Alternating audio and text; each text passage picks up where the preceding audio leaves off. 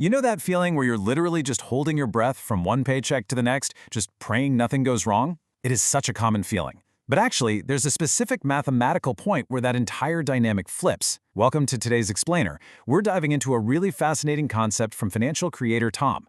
We're looking at the exact moment your money stops being about basic day-to-day survival and starts giving you the freedom to actually design your life.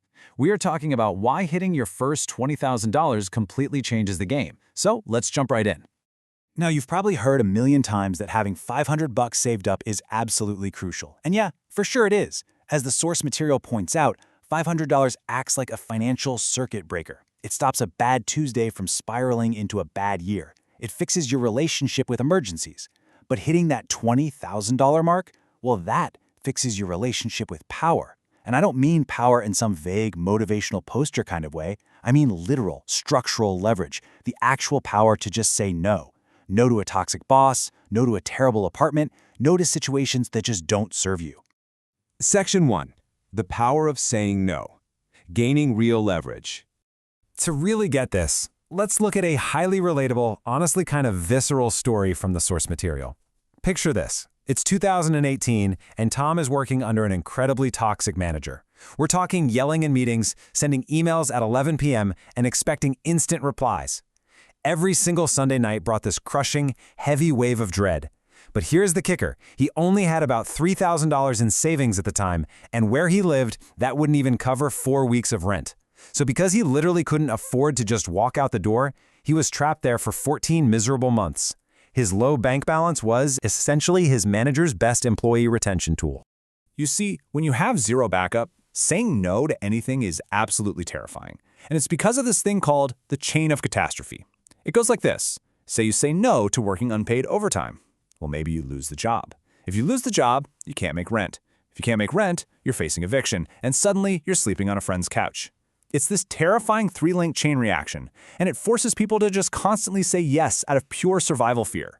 Yes to bad treatment, yes to whatever's put in front of them. This totally changes how we need to look at our bank accounts. There's this brilliant insight from a mentor's father in the source material, and it goes, money in the bank isn't savings, it's negotiating power.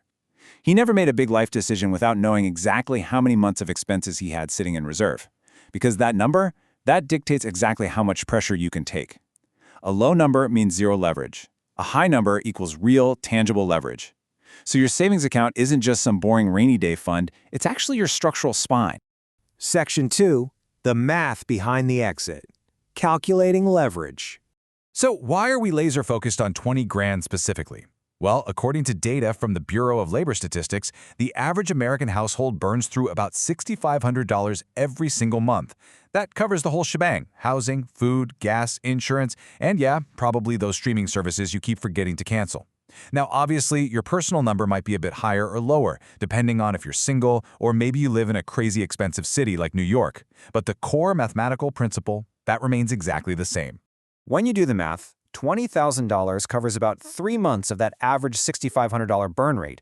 But why exactly do we need a 3-month bridge? Because, quite frankly, that is how long it takes to crawl out of life's major messes without drowning.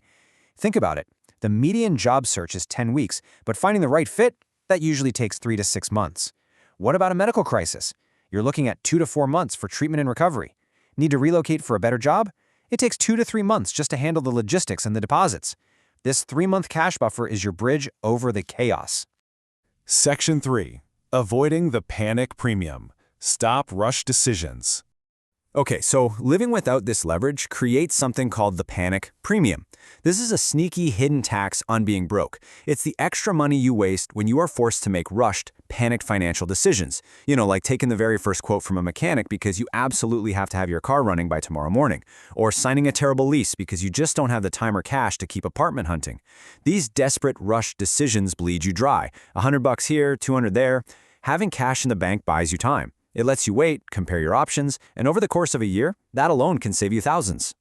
Which brings us to this incredible contrast: the forced yes versus the affordable no. Every single forced yes, like desperately accepting a lowball job offer because rent is due, is a tax that leaves you in a slightly worse position. But when you have that $20,000 bridge, suddenly saying no becomes affordable. You can easily wait an extra 2 weeks for a job offer that actually values you. maybe one that pays 15 grand more a year. Over 5 years, just having the power to use one affordable no could literally be worth tens of thousands of dollars to you. Let me give you a super specific example from the source material. After Tom finally built up this exact cash cushion, he went into a job interview. And for the very first time in his life, he confidently stated his salary requirement out loud, and then he just sat there in total silence. He didn't nervously try to fill the quiet. He didn't immediately backpedal out of desperation. He just waited because he knew he could afford to walk away. That exact ability to sit comfortably in silence, it directly resulted in an offer that paid $12,000 more per year. Amazing, right? Section 4. The automated saving system. Building the buffer. Now you're probably wondering how to actually get there. The timeline shared here breaks down a 2.5-year journey to hitting that $20K mark. And it starts really small. It took 5 whole months just to hit that first $500. Then by bumping automated transfers up to $50 a week and selling off some old junk, it hit $3,500 by month 12. Between months 12 and 18, tossing in surprise windfalls like a $2,200 tax refund pushed the balance over $7 grand. Finally, increasing the weekly transfer to $75 got it across the $20,000 finish line at around the 2.5-year mark.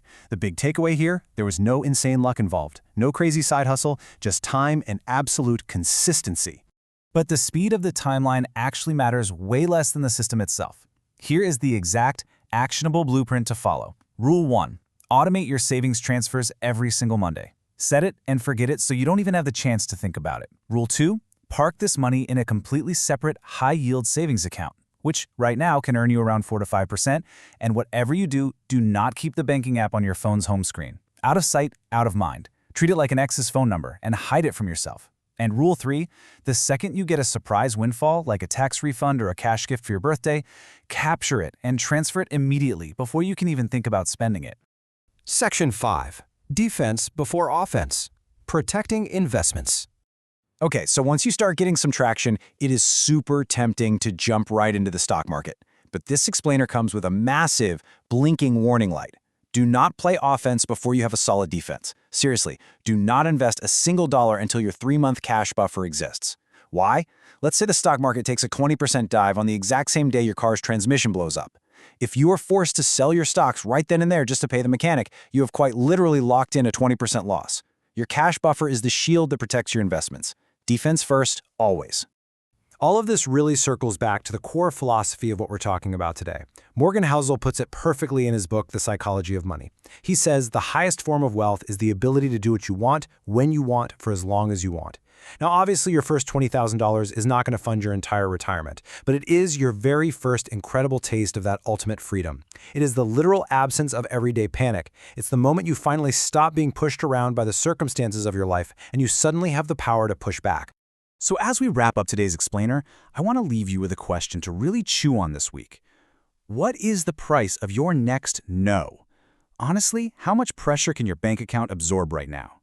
Whether you are starting at absolute zero today, or maybe you're already halfway to your goal, the challenge is exactly the same. It's time to stop operating from a place of fear and start funding your own leverage.